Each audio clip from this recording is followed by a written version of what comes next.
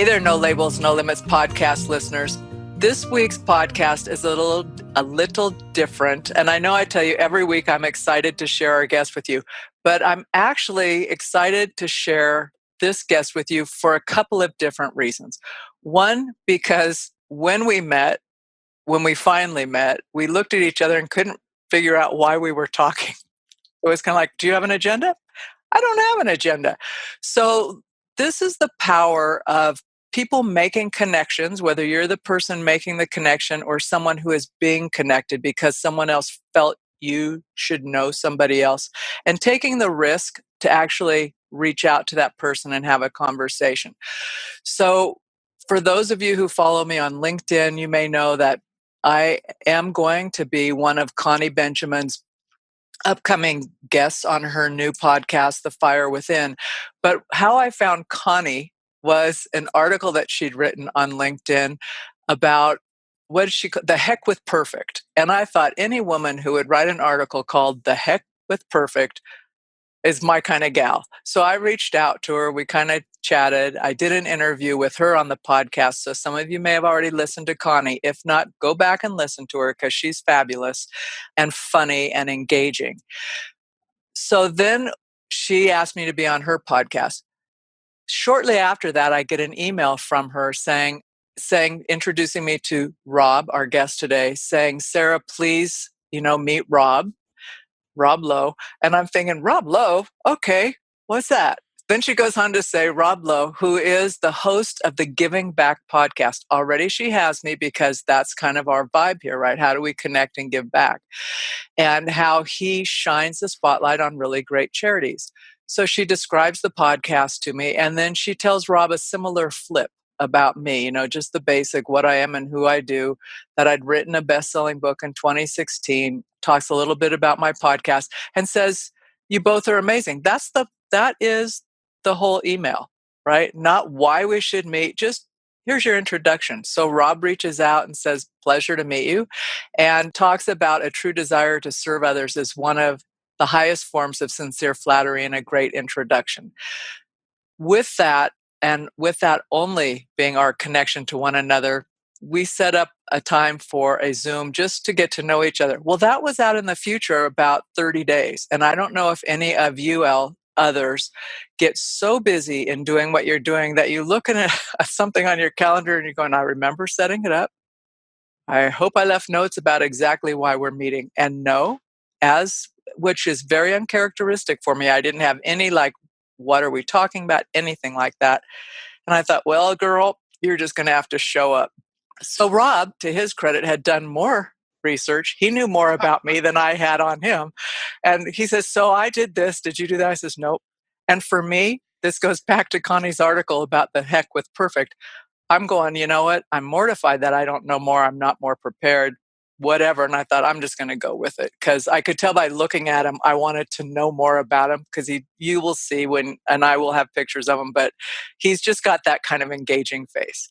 So at any rate, 10 minutes into this conversation, I knew in my gut why I met Rob.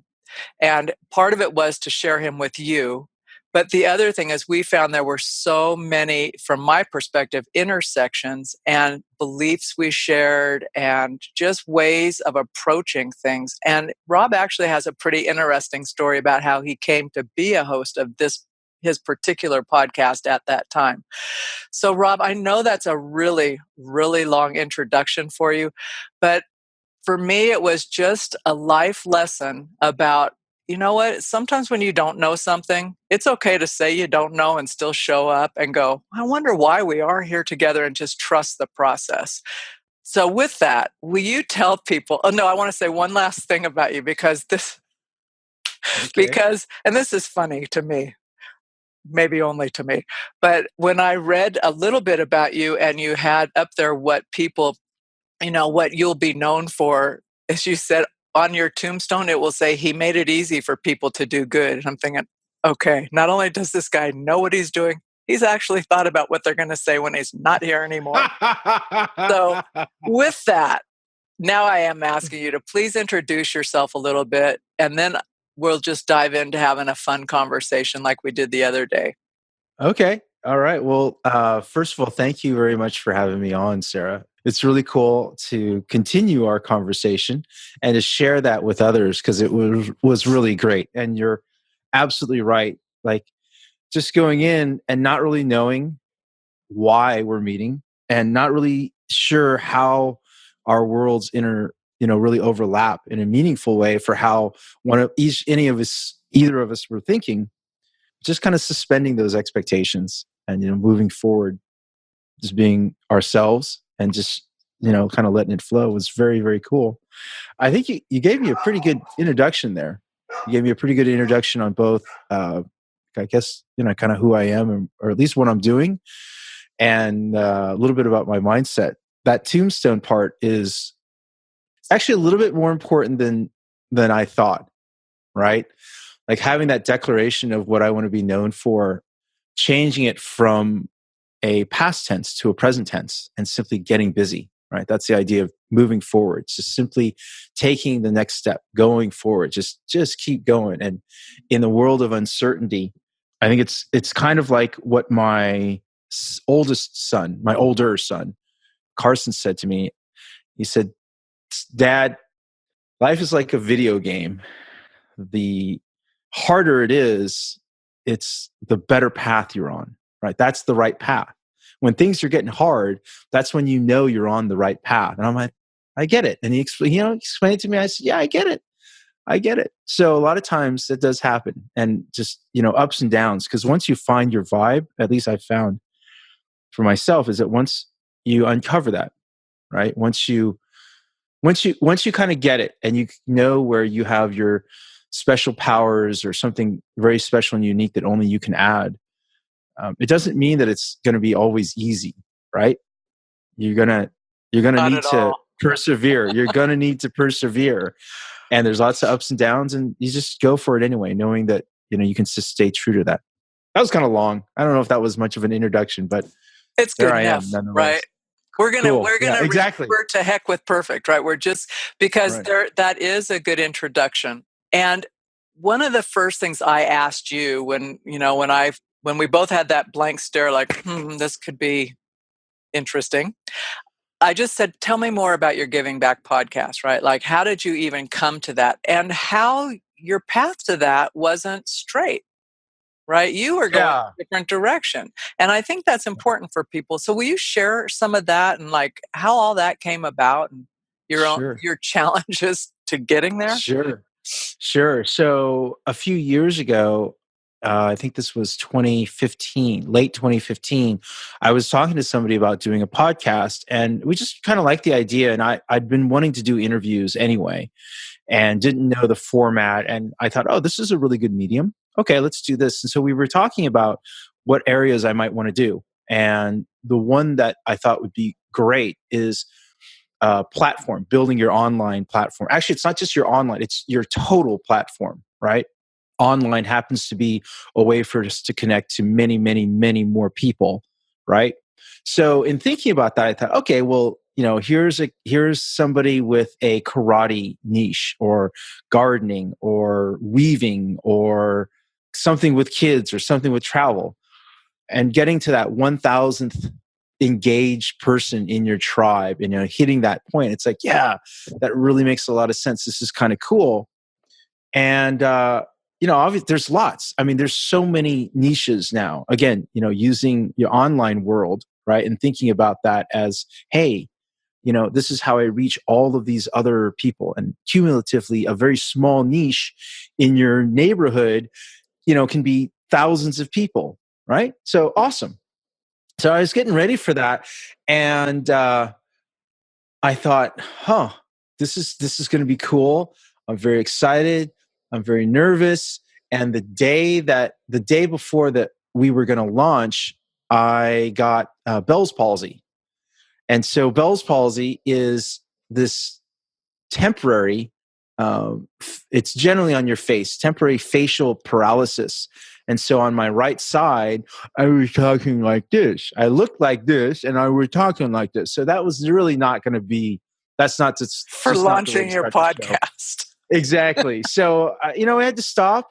And as I'm kind of working through it and, I'm a pretty persistent guy. So it stopped after like in 2 weeks, you could hardly see it. In 3 weeks, you couldn't tell. And it was very fast for me, fortunately.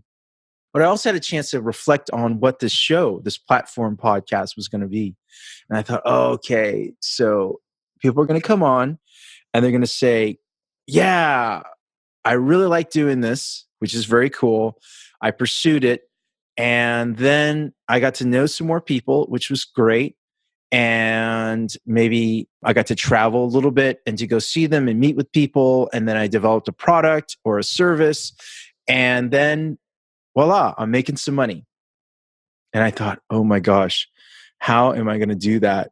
How am I going to listen to that recurring theme over and over and over and over again? I just thought, I can't do it. I can't do it. Like I can see it. And it may have been a little bit of projecting, right? But really that's the trajectory. And it's a wonderful, please understand me. It's a wonderful trajectory, okay, for the people who are there and for their tribe. And it's a great thing to hope for. But I didn't think about it as being a great thing to hope for. I thought of it as being like, oh my God, I'm going to listen to this over and over, and it's going to be the same success story. Well, now that I'm thinking about it, right, it's really not that bad. Because if you think about it, why do people go on to listen to entrepreneurs or successful athletes or everything? The success is pretty much the same. It's going to be money, or it's going to be, getting your picture done, or your book published, or whatever it is. So it's a great story, and that's why people listen to it.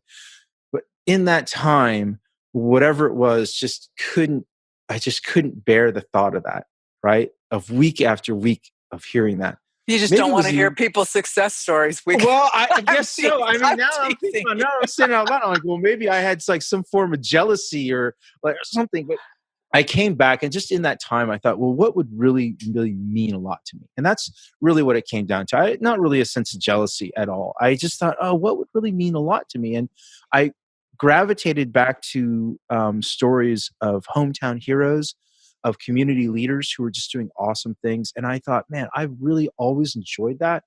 I've admired them. Maybe in some ways, I'm jealous of them, but I have it in me too to do the same. And if nothing else, maybe I just want to hang out with them, right? Sports stars or just Cub Scout, doesn't matter to me. And so we started.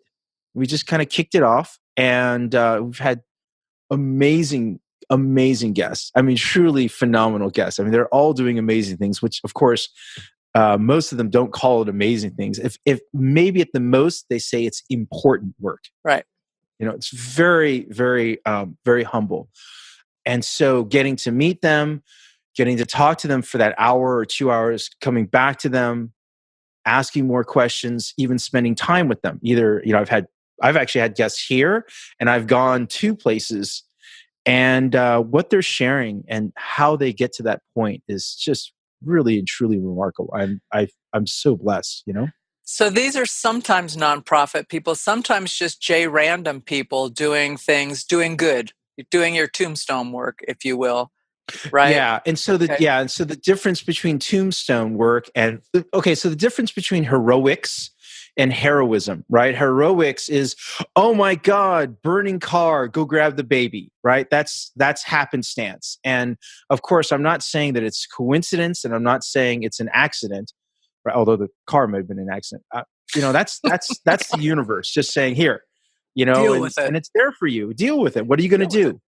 Well, what I do mean is that like consistent, persistent pursuit of something that is meaningful and is purpose. And, that is different for me. That's different. So yes, I have the heroes in that sense who are plugging away and are making that happen. And yeah, it can be a business owner. We've had many business owners on who are doing, it's just fantastic. And we've had, nonprofit leaders, co-founders, we've had volunteers, we've had people who are they don't even have a 501c3 yet, and they're doing great work. So give me an example of one of those conversations that shifted you in a powerful way. And I'm sure many of them did, but share with us something that you were surprised or that you went, huh, I never looked at it that way? Ooh, yeah. Okay. So Josh Combs, Josh Coombs from hashtag Do Something for Nothing. He is an Englishman who is he's a stylist. He's a high end stylist, and he lives in London, and he's a musician, and he's young, and he's cheeky, and he's irreverent. And one day he decided that instead of throwing coins in the cup for some rough sleepers, what they call the homeless in England, that's what they call the homeless, he was going to offer a haircut. And he did that one day. And like what he brought to the table in terms of learning and just simply being present, and me not really understanding that, right? Because it's not part of my world. I have people around me, but like literally decades of not talking to somebody, or somebody not really wanting to have a personal conversation. I'm not talking about like processing for social work or for, standing in line for chow or something like that. But I mean, literally somebody is simply there and just fully present for the conversation. Like that was stunning. It was really stunning. And I can see now why he was picked up. I mean, the guy's been all over the world. He was on National Geographic TV with Morgan Freeman.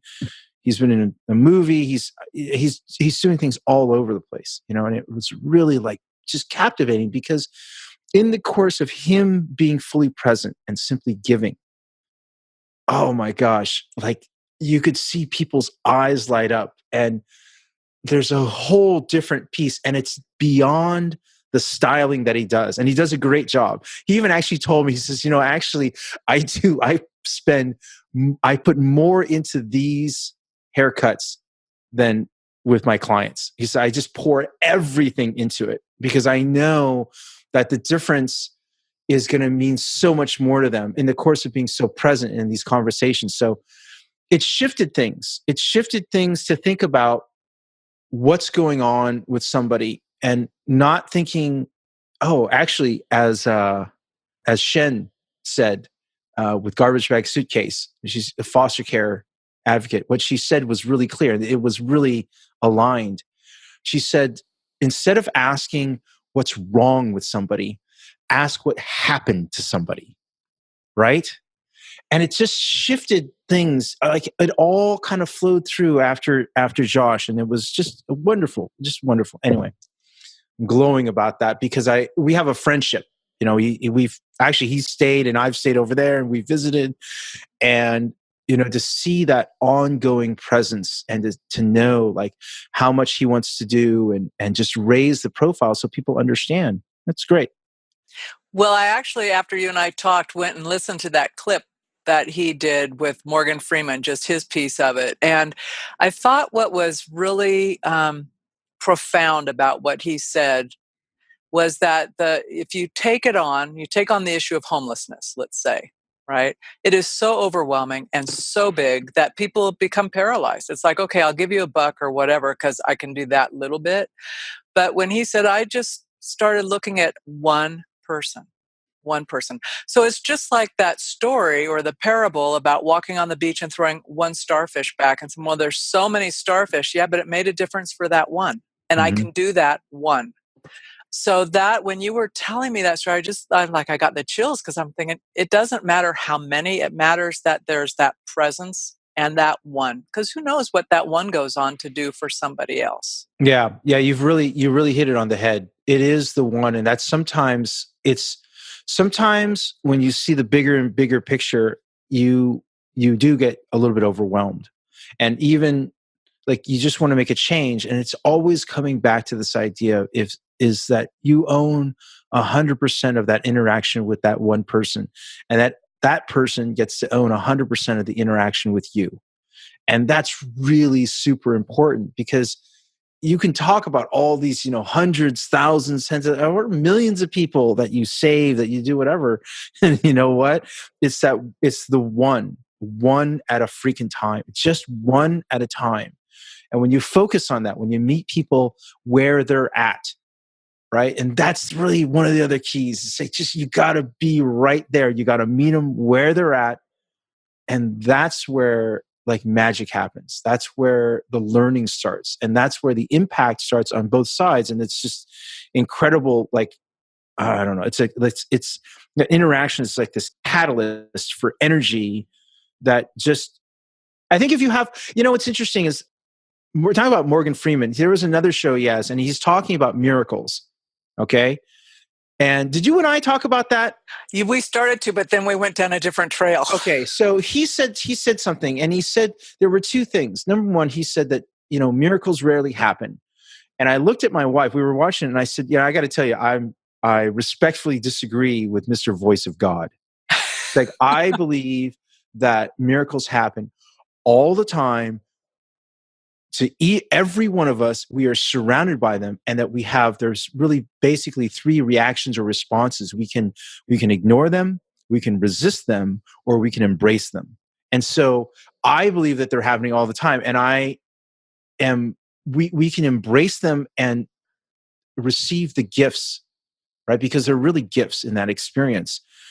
And, the second piece is that when he talked about science and faith, okay? Science and faith, and that they're diametrically opposed or they're mutually exclusive. And I said, well, I don't really understand that thinking, at least not where I'm at right now, because for me, it's almost like we need to have the science to prove our faith. I don't need the opposite. I don't need, how am I trying to say this? Like, the science is there because we need it in order to say, oh yeah, there's something behind it. It's like what we as humans at this stage in our evolution need. We didn't need it before, right? We could have faith and we could see it. Now, like the whole thing about, what is it? Like the soul weighs, I think it was like 2 ounces or something like that. They did this really weird experiment, or like 3 ounces. And like at the moment of death, they saw like, flip, like that. It just like they lost 3 ounces or something like that. So they measured that. Or like, when they have, like in Ghostbusters, when they have the spectrometer and you can measure energy, you can measure energy. Right. And so when I talk about some of these things, it's like, no, it's really there. It's really present, and you can measure it from the outside. So it's not just, oh, I feel whatever. It's like, well, you feel that way, and there's something that corresponds with it, or EKGs, CAT scans, MRIs. I mean, the things that we see in the abundance and that virtuous cycle, there's so many things that I learned and that have impacted me. So the thing I was going to tell you that I didn't tell you before, because you had a question that you're not going to tell. I am going to ask you a question I haven't told you. Right. And I got something I want to tell you. I just found out that I've spent $30,000 on the Giving Back podcast. Okay. It's about 10 grand a year. Okay. So there's different things. There's post-production. I have my assistant. I have a website guy. And then there's like hosting, and there's just a bunch of different things. And so it ends up being about $30,000 in 3 years. And it's like, what the freak, man? You can do a lot better things with $30,000, potentially, depending on who you ask. And even me, sometimes I think about that, right? Because that was the first time. And it's one of those things where luckily I didn't know before how much it was going to cost, because otherwise I wouldn't have done it. So being that it's a sunk cost, it's already done. It's like, wow. So what did I get out of that? Money, fame, fortune, influence, status. Like, I don't know, but I was on a path before the podcast of really working on myself, because I had some serious fucking issues to deal with. Okay. And I got to a certain level, and I turned on a dime and went from the pursuit of commercial success in a podcast, which, by the way, that's a pretty fabulous idea if anybody's out there, if you want to do it. I mean, because everybody wants to know how to build their tribe and make it something sustainable. Okay. And then saying, okay, this is where my heart's taking me, and just taking what I was given, Bell's palsy, and taking that turn and just following it. It's like accelerated my growth, I guess, and like turned me on to so many different things that I would never have gone down, because there was no reason for me to think about it. in a different way. I told my dentist one day, I said, man, I just keep learning these things. If I think about it, like 6 months ago, I'm like, holy crap, I didn't know this. And then if I think about it 6 months before that, that I didn't know that, I'm like, I'm constantly, I said, man, I must be really pretty, what did I call it? Not regressed. I must be pretty slow, pretty backwards, that I'm like learning all this stuff. And like, I must have been really far behind. And she just says, no, it's not about how slow or how simple you are. It's about how expansive the act of giving is. Exactly. And I'm like, wow, that's pretty freaking cool, right? So is it like 30,000, is it $10,000 a year of therapy? What exactly is it? I don't know. Well, let me What ask you exactly? this question. So this goes back to what you were saying about like, okay, now science can measure these things that intuitively, or that people have either known just because they've known or had faith in, right? So then the science can say, oh, you can say, oh yeah, now I can prove it, so it must be true, right? Or now that I know how much it cost me to do the podcast, I probably should assign some value on what I got out of doing it, right? Versus you don't yet know what value you got out of it. I'm going to say that to you because I don't know, and I'm thinking, yeah, I can tell you what I spent too. And people have asked me, when are you going to? I'm going, I don't know. I don't. That's not why I started it. I didn't start it to generate revenue. I started as my own kind of giving back and connecting people who are doing good in the world who just need to be shared with people, right?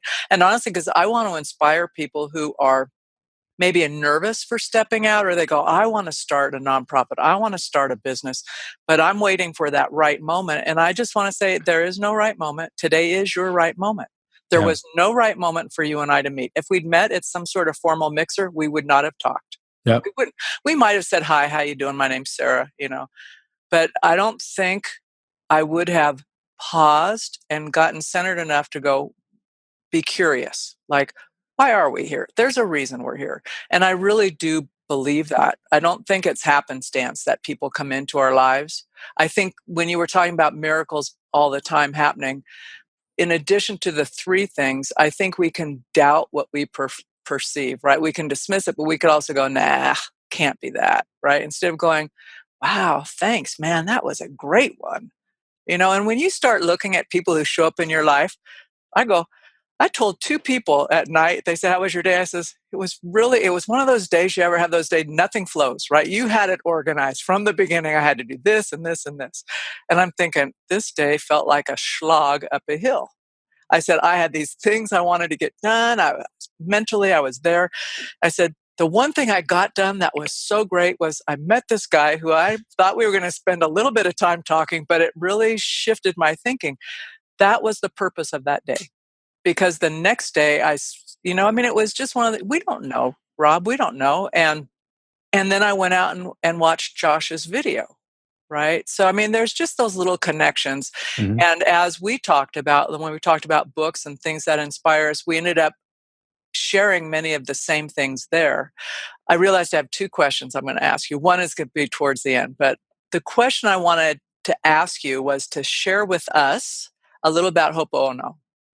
Oh. Because you said to me, you look like someone who meditates, and I wasn't sure how to take it. I'm going, well, sometimes I do, sometimes it's waffle.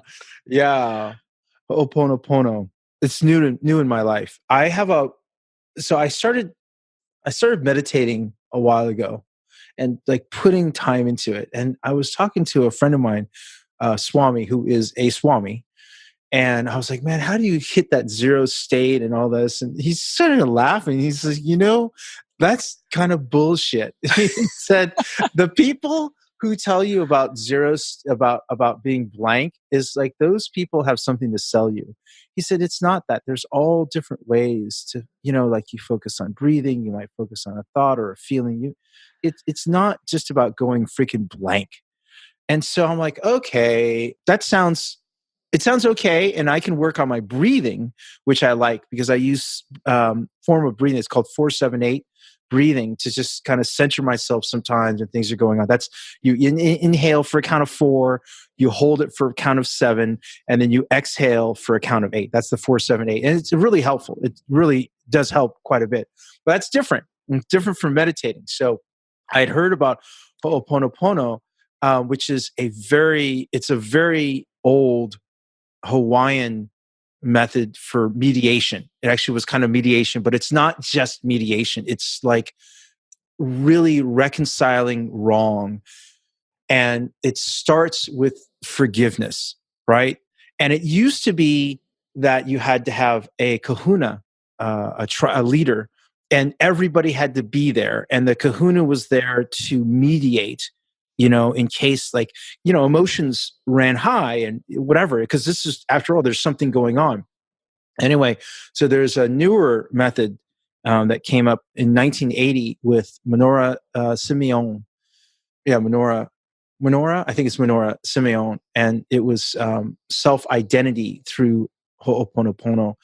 And it's really thinking about yourself and about cleansing and thinking about memories as being the problems, and everything around you you have created, right? Which it's like, as much as we want to be accountable, it's hard to look at beyond what we directly impact, right?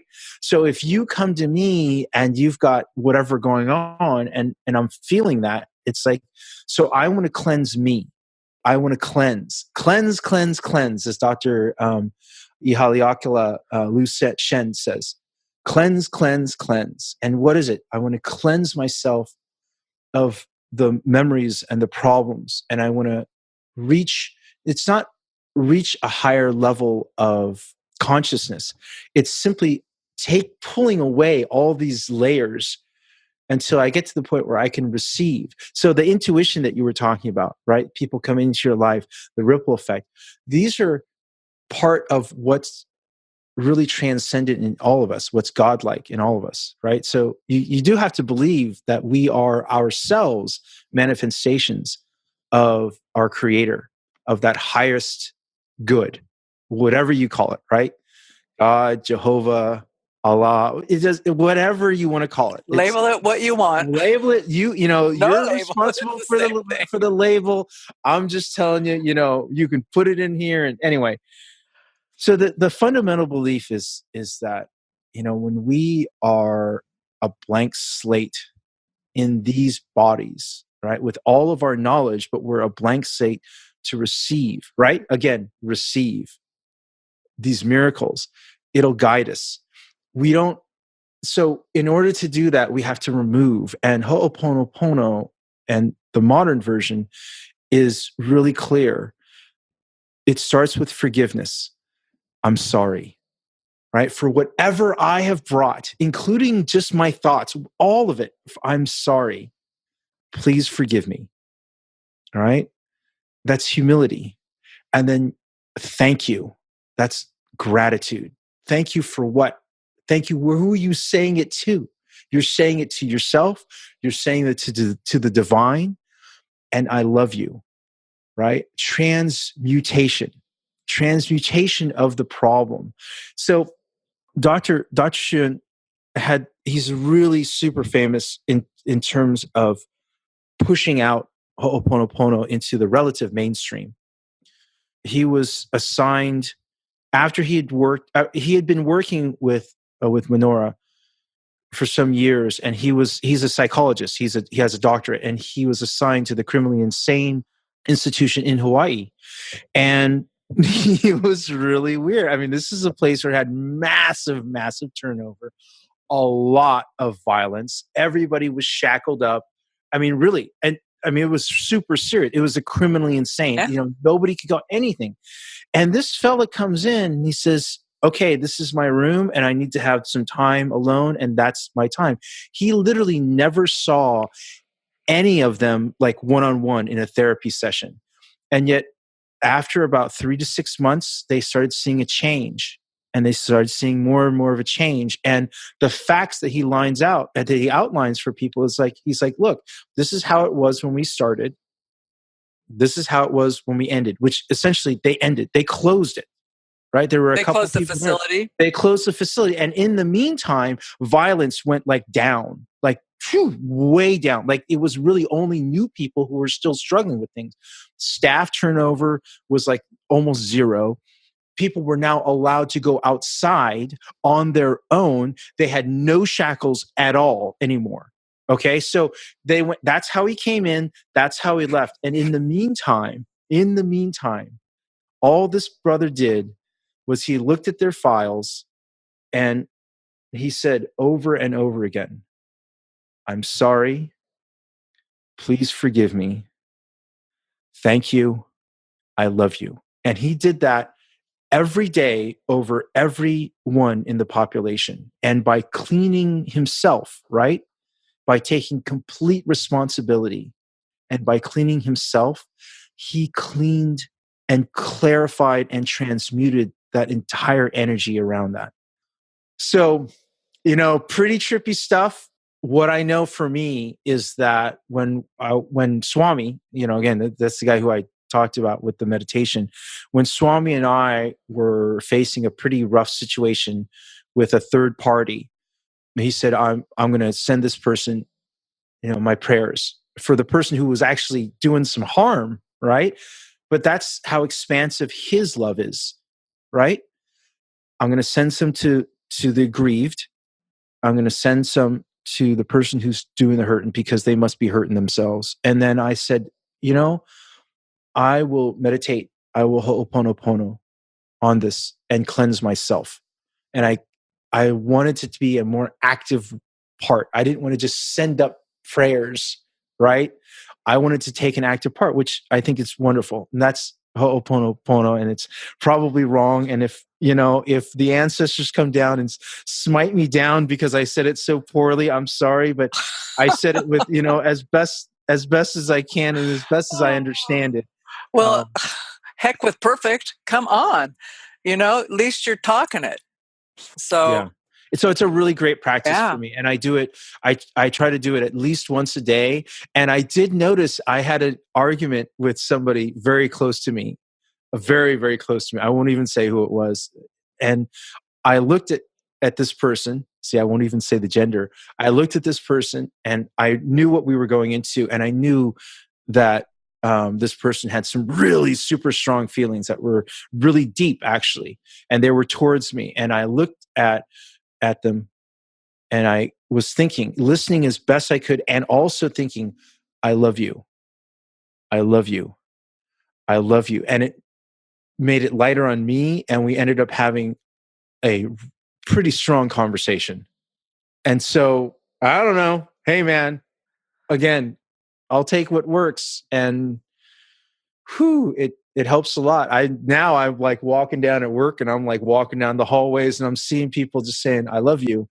I love you. And it's kind of weird, but it's a great way to set my day. It's And a don't you great feel way. better? I feel better. And I do feel like my energy is totally different. It really is. There's a guy, Ken Deichtwald. I think it's Ken Deichtwald. He's out here in the San Francisco Bay Area. He's a real expert on aging, and not just aging. Oh, how do you get old? I mean, like aging and like what that can be used for. I think he and Mark Friedman from from Encore.org, they know each other. And I met a woman who knows Ken, and she told me that the one question that you can ask that will really take a pulse on how the day will be for a company is you ask people, what's your energy level on a scale? I think it's the Likert scale. It's either like 1 to 5 or it's 1 to 10. I forget what it is, but it's one of those two. And energy level, like how people feel their energy is really, really a big deal. So anyway. It is a big deal. It is big deal. Yeah. So I'm not really a really good person in terms of like being empathetic and really being able to like read their emotions and all this stuff. Right. I'm really, that's a real challenge for me. But what I did find is I'm pretty good at reading people's energy levels. Right. So like you have quiet people. And this is one of the things that there's a difference between us. And I've listened to your podcast and spoken with you and I'm like, I'm watching you. And so our personalities are different, right? A little bit. But our there's this grounding that you bring that doesn't mean that your energy isn't high. Your energy is actually, I find that your energy is quite high. It's just directed and then expressed in a different way from mine. And so if I'm like paying attention, I can see that. And so I don't have to bring my energy out, my external energy down to match it. It's just I can match it the same way and appreciate like the grounding that you give, like when you have a smaller smile and a nod, and just like I'm like, oh, she really is with me, right? I don't have to worry about like, oh, I have to attenuate mine, right? I can even be more mine and you can be more yours, right? And that's that upward cycle. It's like abundance, right? So there's this book by Adam Grant called Give and Take, and it Oh, talks a little that's a bit about. great book. Isn't it a great Oh my book? God. Yeah. Yeah, it's a great book, and it's like, why are some of them successful? And that's kind of the key. So it's not just about how, hey, they're doing it to do it. Okay, there's lots of people who do that. The other piece is like, so are they getting screwed when they do it because they're just getting taken advantage of? And a simple fact, we have 1,440 minutes in a day. And so you don't want to blow all your effort towards something that's like is down a dark hole. And it doesn't mean the person's bad, although they can be jerks. It just means that, hey, you're not getting where you want to go or where you want to put your energy, right? So the idea is that you put forth and you take you initiate, and then what comes, comes. And I have to tell you, as much as we all want to believe that, sometimes it can be kind of hard to practice that. At least I have found. Okay. And I'm challenged by that like all the time. I'm talking about money. I'm talking about time. I'm talking about whatever, the whole thing. Like You're I'm saying challenged it's a by it. challenge to take what comes No, and it's a say, challenge for me to like go out and like practically give so much like what beyond what I'm comfortable with, oh, right? okay, I see. Beyond what I'm Okay. comfortable with. Hey, here's $1, that's fine. Here's a whatever. It's like, but am I gonna go out there and like, prepare and have like, like Pete's cards for $5 and give those out, and then like, when somebody has need, am I gonna do? It's just it's kind of hard. Well, what's happened is like I am by giving away some pieces that I'm comfortable or stretching my comfort zone on, and without like any expectation, right? I've like seen this cascade of like, oh my God, I'm like, what am I getting or who am I meeting or holy shit, what's this opportunity I'm given? And I'm like, well, you know what? It just seems to me like if I just kind of think back that giving without any expectation and really giving, and it's just like all this stuff is coming because of that. It could have been a while ago. I mean, I can't trace it. It's not like a candy machine, right? I So put I in my can't. quarter. Right. I can't trace it back to it. Oh, it was because I helped that old lady go across the street. It ain't, I can't even say that. But just accumulative, I'm like, wow, it really is, happening here. So it's, we look for evidence and we look for what happens as a result. And I don't know, like, it's just like Ho'oponopono. For me, it's the same thing. It's really based on the energy. It's the energy that you're putting out, and the joy, and it's expressed in different ways, right? But Here's a question for you. You're walking down the hall at work, right? So when you think about the energy, because I totally relate to that and being able to feel it, maybe not label it as well as you, as that's what's going on, but just go, this is not a good environment at this time for me. Might be good for other people. They're like happy being in that mental space. It's just a little too dark or pessimistic, let's say. What do you do with that? yeah, so I will sometimes. Okay, so I have a choice, right? It all is about choice. Okay, Absolutely. all about choice. So sometimes when I see that environment, I can listen to it and say, I'm just simply going to remove myself if I can. And I will. I'll just simply go away. And I'll do it as best I can, as diplomatic as I can. Say, oh, I have this, I'm leaving to do something. Sometimes I won't say anything at all. Sometimes if I have to stay there right now, honestly, I just sit there and go as best as I can, thinking either I'm glad I'm not as miserable a bastard as that person is. Honestly, sometimes I think that. I'm like, man, that must be one miserable son of a bitch to be like talking and thinking like that. I am glad, I'm not.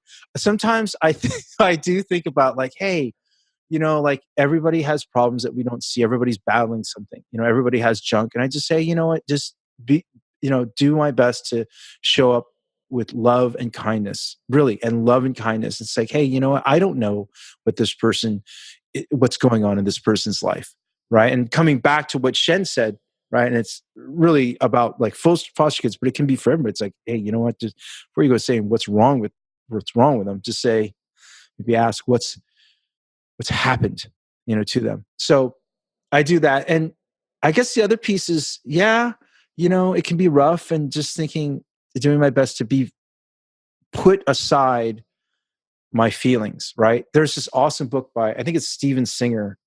It's got a horse on it. I can't remember what it's called now. And he talks about like these emotions, and I see them as moving past them, right? So Ho'oponopono is kind of cool because it's like talking about removing them. Like actually, so you throw a file away in a disk, and then they're away in the garbage can, but then you have to consciously say remove, right? Remove. Empty the trash.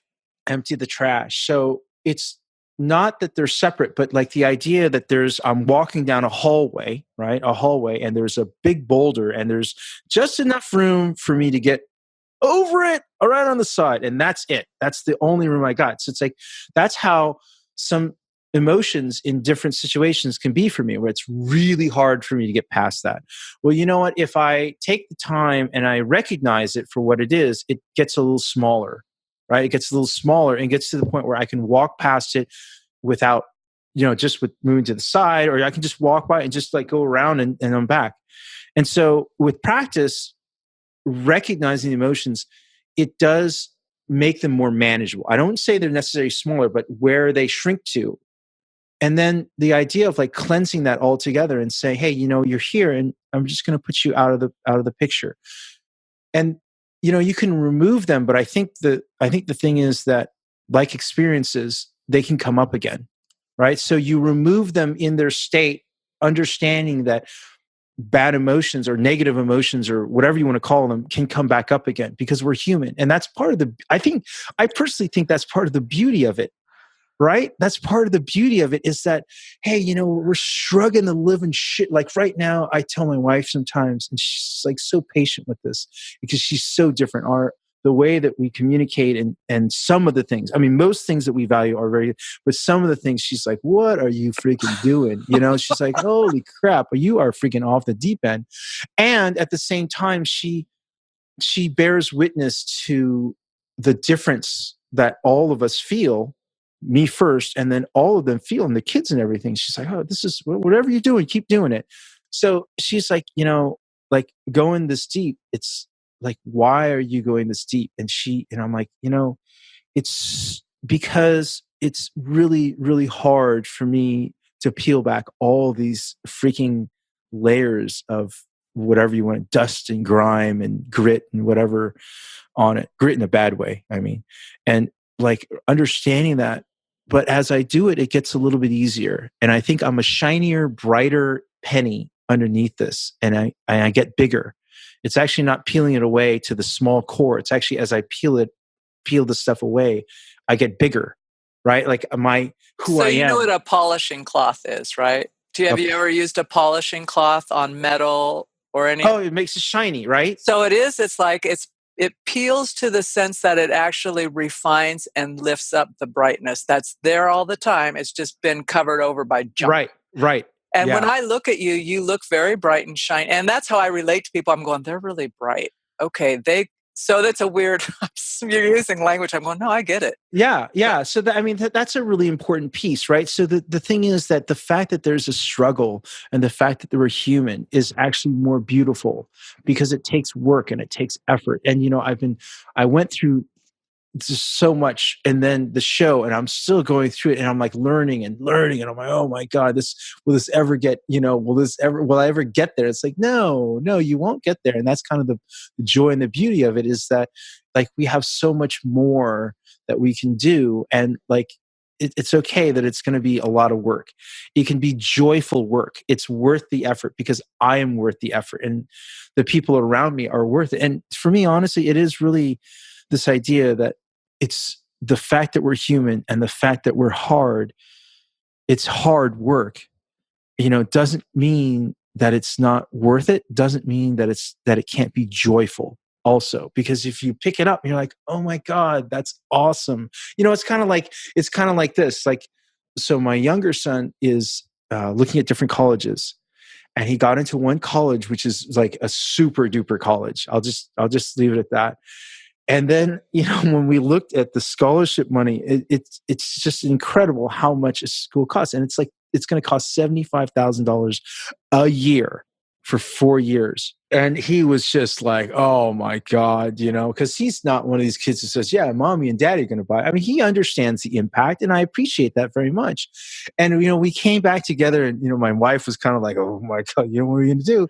And I'm sitting there beaming and bubbling, and they're like, what is wrong with you? I said, guys, 24 hours ago, this kid, we didn't have this opportunity. I said, this is awesome. This is just amazing. I said, so there are some things to consider here, but the biggest thing to consider and to celebrate is, holy crap, he got into this amazing school. I said, guys, focus on that first. Focus on that always and see what'll happen. So I don't know. Bright shiny. I don't know. Some people, a guy I work with calls me Pollyanna. And then one day he said, man, I got to say, your shit works. He said, it freaking works. He said, and it wasn't just about the Pollyanna. It was also about the work itself and the way to approach work and different people. And he was there because he works very closely with me. He just says, man, your shit actually freaking works. He said, I got to give you credit, man. He said, it works. I don't know. Whatever, right? So as we start, because I could actually just talk to you for hours, but I'm not going to, at least at this particular time. When one of the things you told me when at the partway to our call, our introduction, I said, you know what, I really want to share you with my listeners because I think your energy, but your thought process, your story is relevant to people, and also to folks who are just, it works, right? That whole piece of you've got to start. It's worth it. I mean, honestly, once you're clear about why you're even doing something, it doesn't matter if it changes, but you've got to trust that that's the thing you're getting up to do, right? You can't keep putting all this. I mean, like you said, if someone had told you it's going to run you about 10 grand a year to do your podcast, would you have changed it? Maybe. You might not be where you are today. So with that said, one of the things she told me is she said, yeah, I got to show you something first before I will agree to be on your podcast. And if you don't say yes to this, I'm not going to be on. So in my head, so for listeners, I'm thinking, okay, I'm not sure what he's going to show me. We're on a Zoom call, so I can see, we're actually looking at each other. I'm thinking, all right, what is he going to show me that would be so objectionable that my gut, who's telling me he's a great guest, is wrong, right? That's where I went. It's like, okay, I'm usually not that far off the mark. Not that I'm not off the mark, but it's rare. So then you go and you look, and what you show me are two pictures of you and your wife, right? Yeah.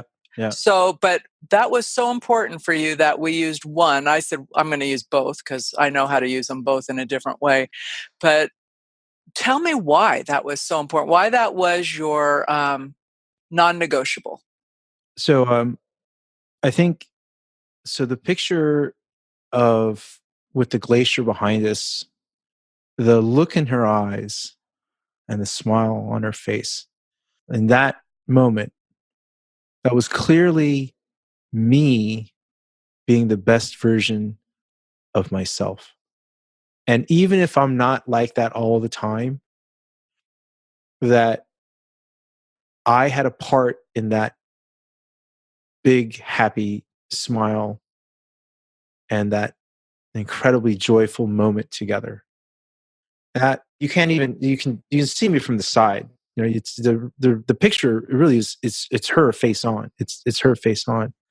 But I think that picture is like, it's really important to me because it really is in that moment, it's really the best version of ourselves. And I'll tell you, part of the reason that that's so important picture and moment is that we had been going through some marriage relationships, ups and downs. And so we had been going through some kind of a bit of a rough, rocky patch, and I guess, when I see that, it's just to be able to show without even showing me is maybe even reminding me of the type of impact that I can have and that we can have simply, and why it's so important to focus on me, not in a selfish way, but I mean, really, it's what do they say? If you want to change, if you want to change the world, you change yourself, right?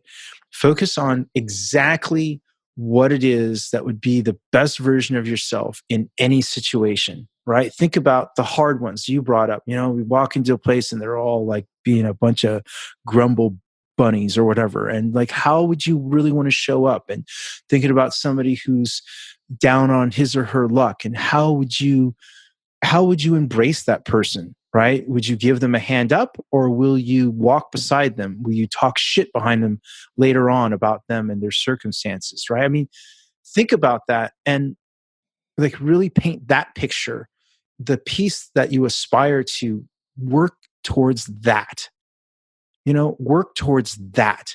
And people, don't do it I'm not doing it for my wife. Okay, I'm not doing it for my kids or for my mom or for my neighbors or anybody else. I'm not even doing it for God. Okay, I'm doing it for me, because I know that when I show up in the very best version of who I am, I know that it's not that they will give something back. It's just that they will benefit from that. I mean, when Well, I'm you better, raise everybody by doing that. The energy, everything changes by those little micro yeah. And the changes. micro is me, and it's Hmm. everything that I do, and it's, it comes back down to it. I mean, it is a lot of work for me, and people ask me, why am I thinking about it like that? My daughter and I talked about that. And I was just laughing. And I said, but you notice it? She says, oh yeah. And I said, that's cool. I said, I'm not doing it for you. I love the fact that you are feeling that. And love the fact that we're closer, much, much closer than we were. And we were pretty close before. We were very, very close. And I love that. And I love that your brother is like talking to me about different things, and your other brother is this, and your mom is like that. And I said, and you know what? I'm really doing it all for me, because I choose to do the very best I can for me, simply because it's right and simply because I can. And, everybody, you're right. It's what you said. Everybody else is lifted by that, right? You are the tide. You are the tide that lifts all boats, or you can be. Hmm. You can also be the ebbing tide that pulls everybody down. And But you I can think, choose. yeah, and you can choose. And I think that's kind of the point of Ho'oponopono. Actually, come to think of it, that's probably the best analogy I've thought of. It's like, of thinking of yourself, of being that tide, right? And as you cleanse, right, as you forgive, as you prostrate, excuse me, prostrate, as you're just humble and you're thankful, and as you love, your tide goes up. It's not that it goes down; it goes up. You're lifting, and as you lift, all others are lifted with you.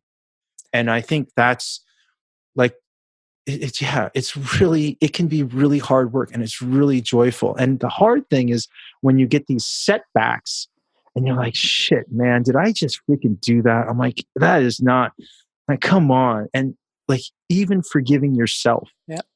right? Forgiving yourself is really important. I want to leave you with something. I know we've been talking. I can keep talking. I can't wait till we get together and have some wine or some beer or some drinks or something. And I want to leave you with something. And because you had a question here, and there's so many different people who have helped in my life just recently and longer than that. And I have all these people written down. But I want to tell you about somebody very, very special to me. His name is Steve Stone, Pastor Steve Stone. And I'm blanking on his name. He was a lay imam, and they were the subject of a Starbucks video There were the Change Agents video, and it was a story about MIC, the Muslim Islamic Center, and Heart Song Church. And it's just incredible story of being neighbors and kinship and fellowship. Well, I had the great pleasure and honor of just chatting with Steve. And one of the things that I had raised, because I was having a hard time understanding this, is when we were talking about homosexuality and his church, and the fact that he, at that time, I think it still stands, that he could not preside over same-sex marriages. And it was really counter. And the church welcomes people, but at the same time, they don't recognize that his affiliation doesn't recognize that. And so as we were talking about that, I got into a little bit deeper, like, well, how do you reconcile certain things that are in the Bible and certain things that are really kind of counter to the idea of God is love, right? Jesus taught love. Mm-hmm. Jesus showed us love. And he made it really freaking clear.